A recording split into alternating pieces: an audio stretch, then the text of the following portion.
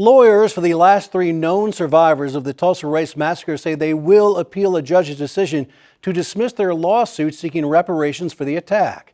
Taylor Jackson attended Monday's news conference in Tulsa and has our report. God, even though it does not seem evident right now, we even thank you for justice.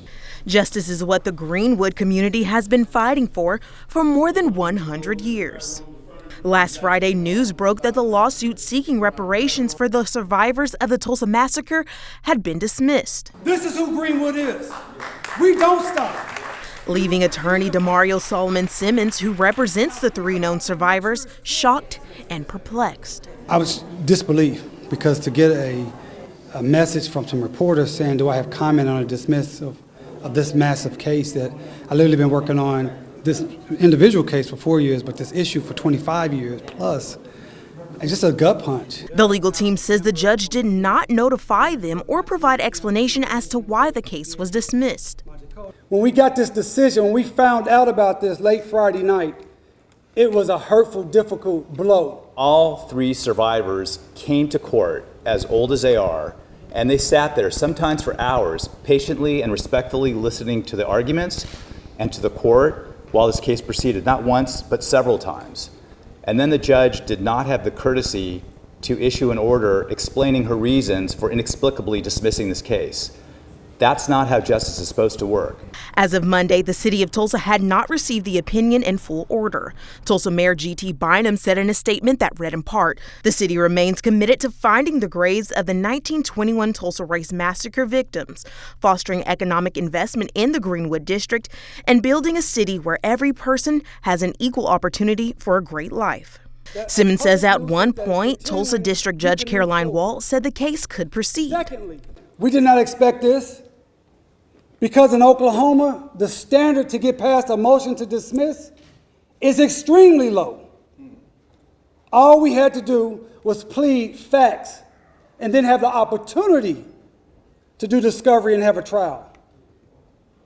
And thirdly, as Michael's going to say more about this, most importantly, we didn't expect this because last year, Judge Wall said we could move forward.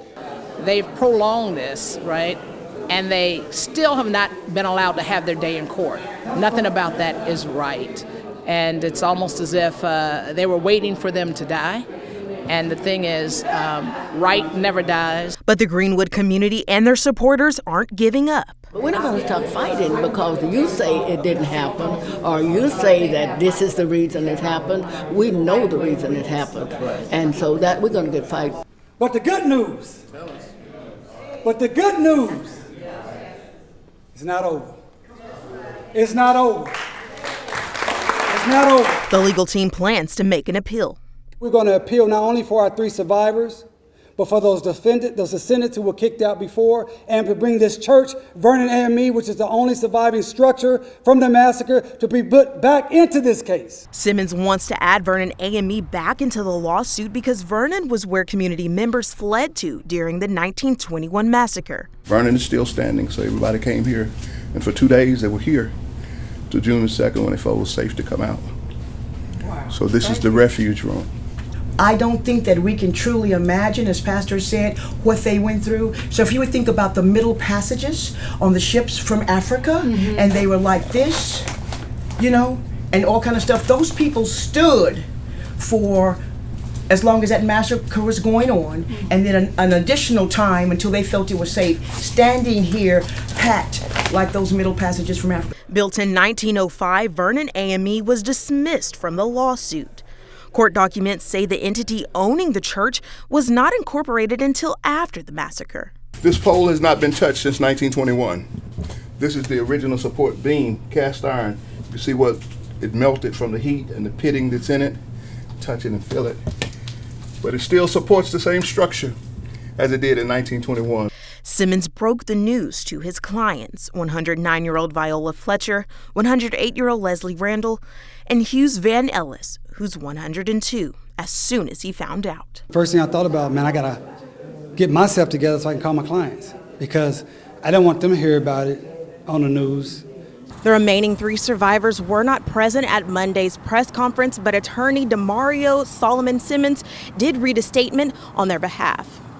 In it, the survivors say they will not go silent and will continue to fight until their very last breath. As a team continues to fight for justice, they ask, where has the support gone?